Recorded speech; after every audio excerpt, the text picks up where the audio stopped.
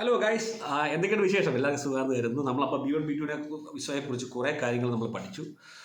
എങ്ങനെയൊക്കെയാണ് വിസ ടൈപ്പിൽ എങ്ങനെയൊക്കെ അപ്ലൈ ചെയ്യുക, ഇൻ്റർവ്യൂ ക്വസ്റ്റ്യൻസ്. തുടർന്ന് B1 B2 വിസയെ ഫോക്കസ് ചെയ്തിട്ടുള്ള ഒരുപാട് വീഡിയോ ആയിട്ട് ഞാൻ വരുന്നുണ്ട്. പക്ഷേ ഇപ്പോൾ ഇന്ന് നമ്മൾ ചർച്ച ചെയ്യാൻ പോകുന്നത് B1 B2 വിസയിൽ എങ്ങനെ ട്രാവൽ ചെയ്യാം. അപ്പം എല്ലാ വിസയ്ക്കും ഒരു ട്രാവൽ ചെയ്യുന്നതിൻ്റെ പ്രത്യേക രീതിയിൽ നിങ്ങളൊന്നും ചോദിക്കരുത്. B1 B2 വിസ എന്ന് പറയുമ്പോഴത്തേക്ക് ലോകത്തിലെ തന്നെ ഏറ്റവും പവർഫുൾ വിസയിൽ ഒന്നാണെന്ന് പറയാം. American USA B1 B2 visa. എന്തുകൊണ്ടാണെന്ന് വെച്ചാൽ ഷെങ്കൻ വിസയിൽ പോലും ഏകദേശം 20-28 കൺട്രീസിലെങ്ങാണ്ടാണ് ട്രാവൽ ചെയ്യാൻ പറ്റുന്നത്. പക്ഷേ B1 B2 വിസയിൽ വിസ ഫ്രീ ആയിട്ട് ഏകദേശം 41 കൺട്രീസിൽ ഓൾ ഓവർ ദ ഗോബ് ട്രാവൽ ചെയ്യാം. തന്നെയാണ് ഇതിൻ്റെ ഏറ്റവും വലിയ ആകർഷണം. ചില കൺട്രീസിൽ മാത്രം ഇലക്ട്രോണിക് ട്രാവൽ ഓതറൈസേഷൻ എന്ന് പറയുന്ന ഇത് വേണ്ടി വരും. അല്ലാത്ത പക്ഷം B1 B2 വിസയിൽ ട്രാവൽ ചെയ്യാൻ നിങ്ങൾക്ക് വേറെ ഒരു രേഖകളും ആവശ്യമില്ല. അപ്പം അതുകൊണ്ട് തന്നെ USA B1 B2 വിസ എന്ന് പറഞ്ഞു കഴിഞ്ഞാൽ ലോകത്തിലെ തന്നെ ഏറ്റവും പവർഫുൾ വിസ എന്ന് വേണം പറയാം. മനസ്സിലായത് നമുക്ക് പറയാം, വിളിക്കാം എന്നൊക്കെ പറയും. അപ്പോൾ B1 B2 വിസയിൽ ട്രാവൽ ചെയ്യുമ്പോൾ നമ്മൾ ശ്രദ്ധിക്കേണ്ട കുറച്ച് കാര്യങ്ങളുണ്ട്.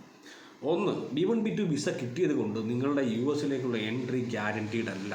അത് നിങ്ങളുടെ ഇൻ്റർവ്യൂവിൻ്റെ ടൈമിൽ അതിൻ്റെ അകത്തുള്ള കാര്യങ്ങളൊക്കെ സമയത്തൊക്കെ പറയുന്നുണ്ട്. കാരണം അതായത് B1 B2 വിസ കിട്ടിക്കഴിഞ്ഞാൽ നിങ്ങളുടെ പർപ്പസ് ഓഫ് വിസിറ്റ് അല്ലെങ്കിൽ നിങ്ങളുടെ ഇൻറ്റൻറ്റ് ക്ലിയർ ആയിട്ട് അവിടെ ഡെമോൺസ്ട്രേറ്റ് ചെയ്യാൻ പറ്റിയില്ലെന്ന് ഉണ്ടെങ്കിൽ US പോർട്ട് ഓഫ് എൻട്രി, അതായത് US നിങ്ങൾ ലാൻഡ് ചെയ്യുന്ന എയർപോർട്ടിൽ കസ്റ്റംസ് ബോർഡർ പെട്രോളിൻ്റെ ഇൻ്റർവ്യൂ ഉണ്ട്.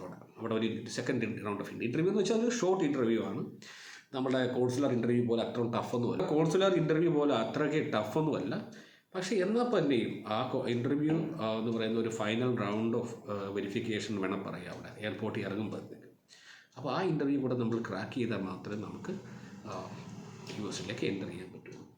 അപ്പോൾ ആ ഇൻ്റർവ്യൂവിനെ കുറിച്ച് ഡീറ്റെയിൽഡ് ആയിട്ട് ഞാൻ വേറൊരു വീഡിയോ ചെയ്യുന്നുണ്ട് കേട്ടോ. അപ്പോൾ അതിനെക്കുറിച്ച് പേടിക്കേണ്ട, അത് അടുത്ത വരുന്ന ദിവസങ്ങളിൽ ആ വീഡിയോ വരും. പക്ഷേ അപ്പോൾ നമുക്ക് ഇതാണ് അവിടുത്തെ ഒരു ഏറ്റവും മെയിൻ ഒരു ഹാർഡിൽ നമുക്ക് കവർ ചെയ്യാനുള്ളത്. പിന്നെ അവിടെ ഇറങ്ങുമ്പോൾ നമുക്ക് വേണ്ട എന്തൊക്കെ ഡോക്യുമെൻറ്റ്സ് ഉള്ളതെന്ന് പറയാം. ഓക്കെ, പാസ്പോർട്ട്, വിസ സ്റ്റാമ്പ് ചെയ്ത പാസ്പോർട്ട്, പിന്നെ നമ്മളുടെ റിട്ടേൺ ടിക്കറ്റ്. മോസ്റ്റ്ലി എല്ലാവരും B1 B2 പോകുന്നവർക്ക് ഡമ്മി ടിക്കറ്റാണ് എടുക്കുന്നത്. അതൊരു 3000-3500 രൂപയ്ക്ക് നമുക്ക് ഏജൻറ്റ്സ് മുഖാന്തരം എടുക്കാം.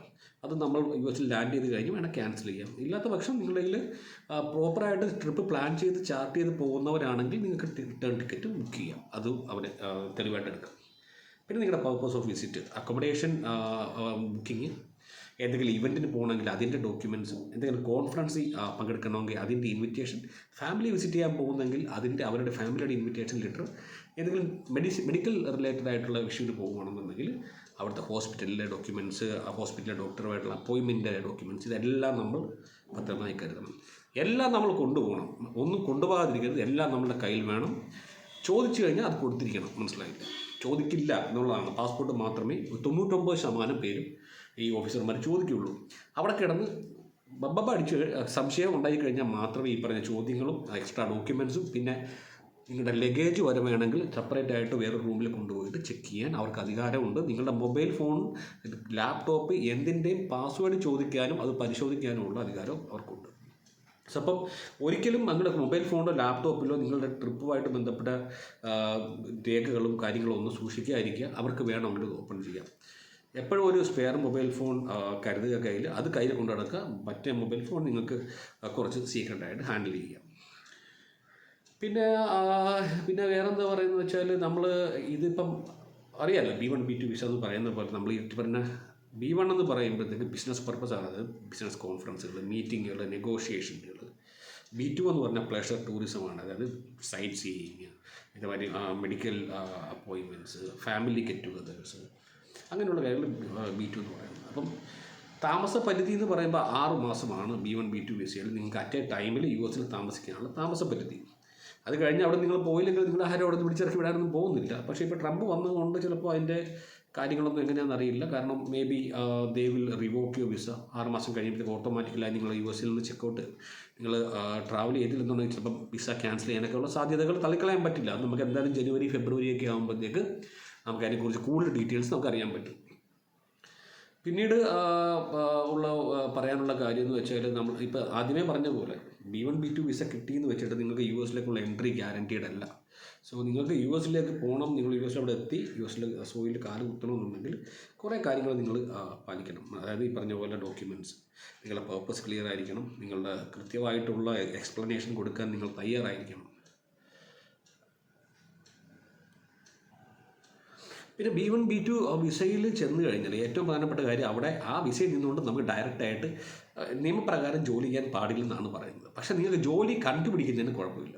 ഇപ്പം നിങ്ങൾക്ക് ഏതെങ്കിലും ഒരു എംപ്ലോയറെ നിങ്ങൾ കണ്ടുപിടിച്ചു, അവരുടെ ഇൻ്റർവ്യൂവിന് പോകുന്നതിനോ അവരുമായിട്ടുള്ള ഇൻ്റർവ്യൂ അറ്റൻഡ് ചെയ്യുന്നതിനോ ഒന്നും ഒരു നിയമ തടസ്സവും ഇല്ല.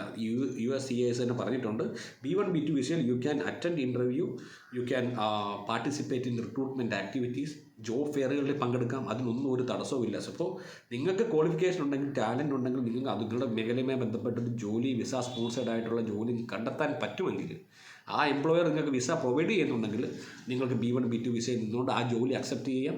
ആ വിസ അവർ കൺവേർട്ട് ചെയ്ത് നിങ്ങൾക്ക് വേറെ വർക്ക് വിസയാക്കി തരും. അപ്പോൾ പിന്നെ എന്താണ് ഈ വിസയിൽ നിന്നുകൊണ്ട് സ്റ്റുഡൻറ്റ് വിസ കൺവേർഷൻ പോസിബിളാണ്. അതായത് F1 വിസ കൺവേർഷനിലും പോസിബിളാണ്. അപ്പോൾ പിന്നെ എക്സ്റ്റൻഷൻ്റെ കാര്യമൊക്കെ നമ്മൾ ഡീറ്റെയിൽ ആയിട്ട് വേറെ വീഡിയോയിൽ പറഞ്ഞിട്ടുണ്ട്. അതിൻ്റെ ലിങ്ക് ഞാൻ താഴെ ചേർക്കാം. അങ്ങനെ വിസ ഫ്രീ ആയിട്ട് സഞ്ചരിക്കാൻ പറ്റുന്ന രാജ്യങ്ങളുടെ ലിസ്റ്റിൻ്റെ ഒരു ലിങ്കും ഞാൻ താഴെ ഇടുന്നുണ്ട്. അതിനെക്കുറിച്ച് ഡീറ്റെയിൽ ആയിട്ട് പറയണമെന്ന് ഓർത്തിട്ടാണ്. അപ്പോൾ ഇത്രയൊക്കെ കാര്യങ്ങളാണ് B1 B2 വിസയിൽ നമ്മൾ പറയുമ്പോൾ ശ്രദ്ധിക്കുന്നത്. അൾട്ടിമേറ്റ്ലി വേറൊരു കാര്യങ്ങളുണ്ട്. അതായത് നിങ്ങൾ B1 B2 വിസയിൽ ട്രാവൽ ചെയ്യുമ്പോൾ ഒരിക്കലും നിങ്ങൾ ടൂർ പോകുന്ന പോലെ 5-6 ബാഗും ഒക്കെ ആയിട്ട് കയറി പോകരുത്. നിങ്ങൾ പോകുമ്പോൾ നിങ്ങളുടെ ഒരു ഹാൻഡ് ബാഗ്, ഒരു ചെക്കൻ ബാഗ്, രണ്ടും പാടില്ല. അത് രണ്ടും 23 കിലോ 46 കിലോ മിക്ക ഫ്ലൈറ്റുകളും അലോ ചെയ്യുന്നുണ്ട്. പക്ഷേ 23 കിലോയുടെ ഒരു ചെക്കൻ ബാഗ് കൊണ്ടുപോകുന്നതാണ് അഭികാമ്യം. മേ ബി അവർ ലഗേജ് ചെക്ക് ചെയ്യേണ്ട അവസ്ഥ വന്നു കഴിഞ്ഞാൽ നിങ്ങൾ ഇക്കണ്ട ലഗേജ് ഒക്കെ ആയിട്ട് അങ്ങോട്ട് പോകുന്നത് എന്തിനാണെന്നുള്ള ചോദ്യങ്ങൾ വരാം. അത് മേ ബി അടുത്ത കോംപ്ലിക്കേഷനിലേക്ക് വഴിവെക്കാം. സോ ഒരിക്കലും അച്ചാർ ഐറ്റംസ്, വീട്ടിൽ നിന്ന് അമ്മയൊക്കെ സ്നേഹത്തോടെ ഉണ്ടാക്കുന്ന കപ്പപ്പുറത്തെ സാധനമൊക്കെ വലിയ ജാളുകളും ഭരണികളും ആക്കിയിട്ടൊന്നും കൊണ്ടുപോകാൻ നിൽക്കരുത്. ഇതെല്ലാം അവിടെ മേടിക്കാൻ കിട്ടും. അല്ല, അവിടെ ചെന്നിട്ട് നിങ്ങൾ തന്നെ അച്ചാറിട്ടാൽ മതി. പക്ഷേ ഇത് കൊണ്ടുപോകുന്നത് നിങ്ങളുടെ വിസ ക്യാൻസൽ ചെയ്യാൻ കാരണമാകുമെന്നുള്ള കാര്യം ഇപ്പോഴേ പറയട്ടെ. അപ്പോൾ എല്ലാവർക്കും നല്ല ദിവസം നേരുന്നു. അപ്പോൾ തുടർന്നും നമ്മൾ അടുത്ത ടോപ്പിക്ക് വരാൻ പോകുന്നത് ഈ CBP ഇൻ്റർവ്യൂവിൻ്റെ ഒരു വീഡിയോ നമ്മൾ വരും ദിവസങ്ങളുണ്ടാവും. അത് കഴിഞ്ഞിട്ട് വേറെ പല ടോപ്പിക്കുകൾ ഇങ്ങനെ സ്റ്റാർട്ട് ചെയ്ത് ഞാൻ വെച്ചിട്ടുണ്ട്. എന്തായാലും എല്ലാവരും സപ്പോർട്ട് ചെയ്തതിനും വളരെയധികം നന്ദി. എല്ലാവർക്കും വീഡിയോ ഷെയർ ചെയ്ത് കൊടുക്കുക കേട്ടോ. ഷെയർ ചെയ്ത് കൊടുക്കുക, നിങ്ങൾ സേവ് ചെയ്ത് വെക്കുക, ചാനൽ സബ്സ്ക്രൈബ് ചെയ്യുക, എല്ലാ വീഡിയോയും നിങ്ങൾ മാക്സിമം കാണുക, B1 B2 വിസയെക്കുറിച്ച് അറിയുക. അപ്പോൾ thank you so much for watching guys. Have a very good day. See U.